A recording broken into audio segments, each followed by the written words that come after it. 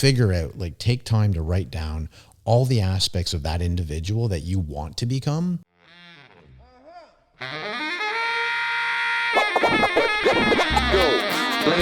Ladies and gentlemen, you are now about to witness the journey that is the Life Choices podcast. Yeah! What I'm getting at is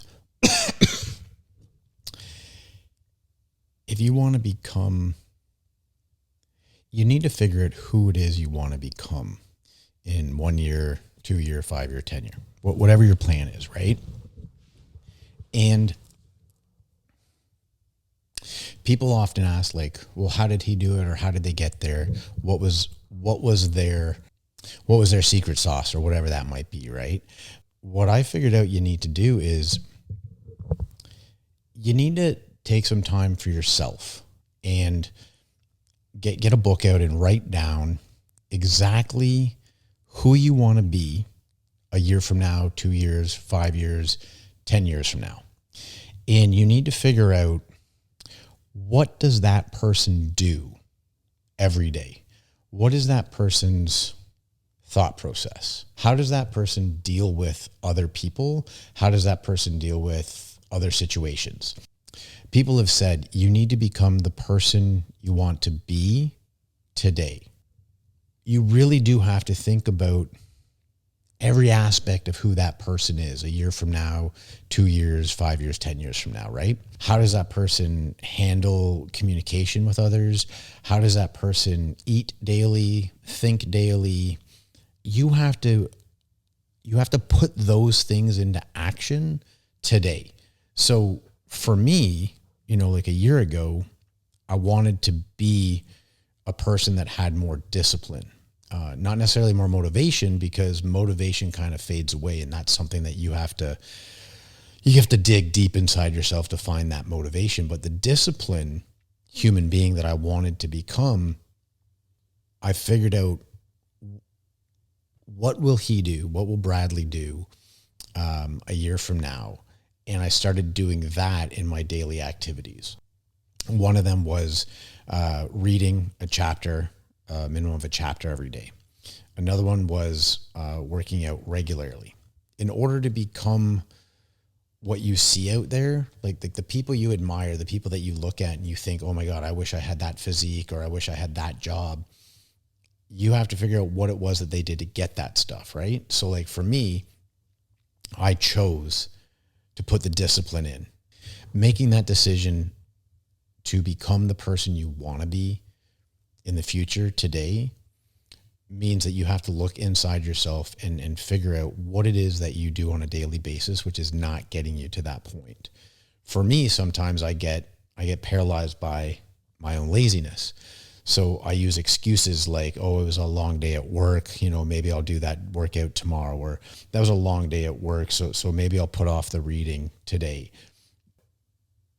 Doing that prevents me from becoming the person I want to become a year from now, 5 years, 10 years from now. So you really have to figure out, like take time to write down all the aspects of that individual that you want to become, and then figure out, what does that person now do every day? In order to become that person in 5 years, I get to today sit down and take time to journal. Write down the things I want to do in life. I write down the things that are preventing me from doing those things. I take time to figure out, what actions in every day can I take now in order to get me to that person that does all those things every day. So I want to be a person that reads 2 or 3 books every month. So now I read 2 chapters every day. I find the time in my day, in the 18 hours that I'm awake to be productive, I take that time and read, whether it's 1 chapter in the morning and 1 chapter in the evening, I make sure I do 2 chapters a day. That will make sure in time that I will be able to read 2 or 3 books every month. I've chosen to make sure that that person 5 years from now that has that physique that I've always wanted, that confidence in myself, works out all the time. So I make the plan to work out every day. And that can be something as simple as doing three sets of 10 push-ups, 3 different styles. And when I'm working away and I don't have a gym at my disposal, that is the minimum that I have to do every single day, so that 5 years from now, I'm going to look the way I want to look for me. So when you decide that you're not happy with where you are now, then you have to figure out where you want to be in the future. Who is that individual? And it even comes down to like, how does that individual think, speak, listen? All of these things encompass the individual that you want to become. No more truth in it than if you don't have a plan, if you don't write down your plan of action, you're not going to be able to accomplish what you want because you don't know what you want to accomplish. So you have to make that effort for yourself, because in order to become the person that has the more successful job than you have right now, in order to become the person that has the higher level of confidence than you do now, in order to become the person that is a physically in better shape than you are now, you have to figure out what that person needs to do every day. And then you have to go after and do those things. At least that's what I did for myself. Your second question, the idea is to understand the importance of, no matter what happens, I'm going to do good. No matter how someone treats me, I'm still going to treat them with kindness. I don't need their aggression or their negativity or their whatever they're dealing with that they're throwing at me to affect my day. Because like the Buddha says, be like water. To me, what that means is no matter what, just become the moment that it is. It's not important to react to every situation the moment it happens. I find for myself that it actually works better when something comes at me that I don't like, a situation, some news, something at work. I used to react instantly. I used to react poorly, with anger, defense mechanisms, as if everything was coming at me personally. And now, after taking time to learn how to meditate and take time to read books that help me become a better person, I realize the best thing for me when something happens that I'm not happy with is try to step away from the situation. Because every time I react instantly, like you get some information from source B and C, but not from A. And right away, like this turns off and panic mode goes into effect, and you start worrying and stressing about all these things. And then, maybe you reach out to person A, whether via text or phone call, and you say whatever comes out of your mouth because, you're not thinking clearly. You've just taken all this new information and you've just reacted instantly. And usually when you step away from that and you look back at what you did or how you reacted or what you said, you're like, fuck, I wish I didn't react that way, or man, it would have been better if I had said this. So like everything else that we talk about here, everything is a practice. When you take that time to strengthen your mental ability and realize that every situation that is happening around you, in the big scheme of things, it doesn't really matter, because realistically, you are this individual, you are this energy, you are this speck of sand on this large rock that is apparently floating and rotating through infinite space. So why react right away that harms you instead of taking time to step away from the situation and think logically about how you would react, and then like comprise a thought process and maybe write it down or just mentally think about it, and then respond, or then go to person A and try to find out the information that you would like, instead of just reacting like combustion chaos, basically.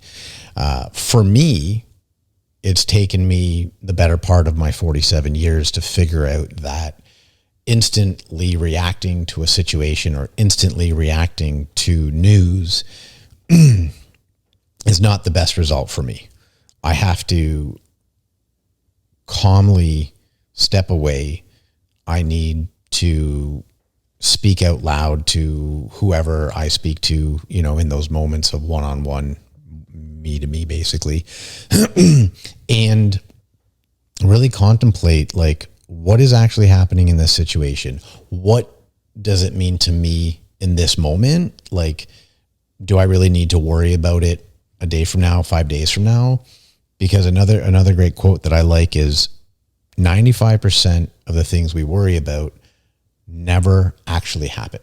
And for me, that's a huge thing, because I am a person that has spent most of his life with anxiety and stress, and most of it is done onto myself, from myself, instead of taking the time to meditate like I do now, instead of taking time to reflect on what has happened in the day. I used to just blow up in the moment in which it happened. So for me, and for anyone out there, like, that struggles with anxiety or stress or overreacting or reacting too quickly to situations, I suggest that you just step away from the situation, allow the information to come in, allow the person, if it's a person speaking to you about something, allow them to speak whatever it is they feel they need to tell you, and just say, okay, thank you. And it's difficult. It is, because we're human and we want to react right away. We also want to defend ourselves in most situations. But if you take that time to just kind of calm down in your head and think strategically and really evaluate, like, the greater picture, like, what does all of this really mean to myself and my current life, like, as it is now? Like, is this going to affect how I wake up tomorrow? Probably not. Am I going to allow this to affect how I sleep tonight? 90% of the time in the past, yes, I would just fucking not be able to sleep whatsoever. But now I'd say 7 out of 10 times I'm good, and I'm still working on getting better at it, so that when those situations or news comes to me that I may not like or want, I'm able to filter them out and think big picture. Like, a year from now, do those people really matter to me? 6 months from now, am I going to even be in this position? Am I going to be at that job? Am I going to be hanging out with those people? And it takes a great deal of effort, I think, for anybody to really take the time to look inside themselves and be able to calmly respond to just about any situation. So my biggest suggestion in this scenario, and just from my own experience, is really take the time to mentally grow, like, become stronger mentally, so that you don't just react to situations. Because we all get these situations at work or at home, in our friends group. Someone says something, or someone brings in news that, they might not know, someone, all that kind of, like, drama. And if you're able to just allow that to pass through you, like just like literally open up your heart, when your heart gets kind of like, you feel that kind of feeling inside, and you're kind of like, a lot of just shit happening. If you're able to just, like, and just open up your heart and realize, you know what, this is just information. I'm still going to be alive tomorrow. It's not going to hurt me as an individual, and just let it pass through you. I think that's, like, a great way to deal with anything that's coming at you that you otherwise wouldn't want to know or hear or have happen to you. I think it's just a better way to handle news, whether it be good or bad. Because another thing I want to add to this is what I've done for myself, because what I've been doing a lot lately is working on myself mentally, physically, emotionally, financially. I've really been locked in on becoming better at all of those aspects of my life. And I've realized over time, it's going to happen to everyone where, if you're lucky enough, maybe you were a type of person that grew up, like, you went, like, grade school, high school, with the same people, and you had, like, really good friendships, and maybe you still have them with those same people. I find that as you go through life, you meet new people, you become a different person, and therefore you create different groups of friends, different tribes. We've talked about this before, where if you're lucky enough, you find a group of people that you can count on for emotional help, financial help, for fun, for good times, bad times. And sometimes we hold on to these people, I think, longer than we need to or longer than we should to. And knowing that as you grow through life, these people will not always grow with you. And even though they may have been a huge part of your life and were very helpful in exactly what you were looking for at that time, if you notice that a lot of the conversations are reminiscing about things you used to do, and there's not a lot of conversation about, oh, what are you going to do? Or if there's not a lot of promotion from within, meaning I want all my friends to succeed at all the things they do.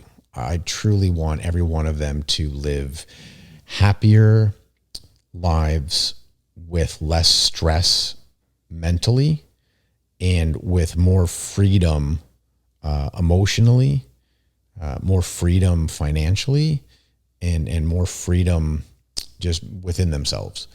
And for me, because I come and go quite often, I'm away often, and as much as I reach out to certain people, only certain people reach out back to me. And it really fills my cup up knowing that I have a couple of people that are just like, they get me. They understand where I'm at in life and what I'm trying to accomplish, and they understand where they're at, and we lean on each other. Like just a random phone call out of nowhere, just, hey, how's it going? Haven't talked to you in a couple of weeks. It's important to value those people, and it's important to tell those people how you feel. For those that might still be in the circle that you run with, I have to honestly say, if they're not adding positivity to your life, if they're not promoting you when you're not around, there's really no point in really hanging out with them anymore.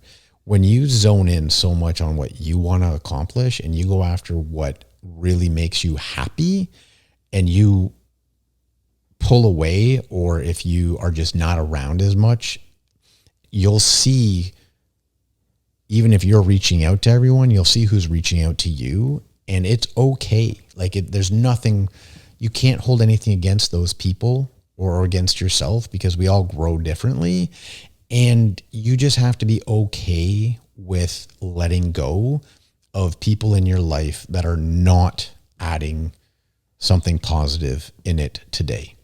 I have a couple of really, really core people that do reach out, and I love having conversations with them. And I still have a couple more people that when I'm around them, I enjoy their company. But if I'm not enjoying the conversation, I just kind of walk away. I just quietly move on. I've come to the realization that it's completely fine. Sometimes we grow on, and when we want to move on with our lives, it doesn't mean that everyone else in your circle wants to. So you just have to be okay with, when you let go of the old you to become the new you, you have to be okay with letting go of things that were part of the old you. So if that means certain friends or family that isn't adding to the positivity, isn't adding to the upward slope of your life, it's okay to let them go. In order to become a new version or a better version of who you are, you have to let go of certain parts of who you were. And that's fine. You can let go of who you were. You can move on from friend groups. You can be as honest as you want with yourself. And in that process, as you let go of the old parts of you that you no longer need, or if you remove yourself from certain friends that you feel don't help you move forward,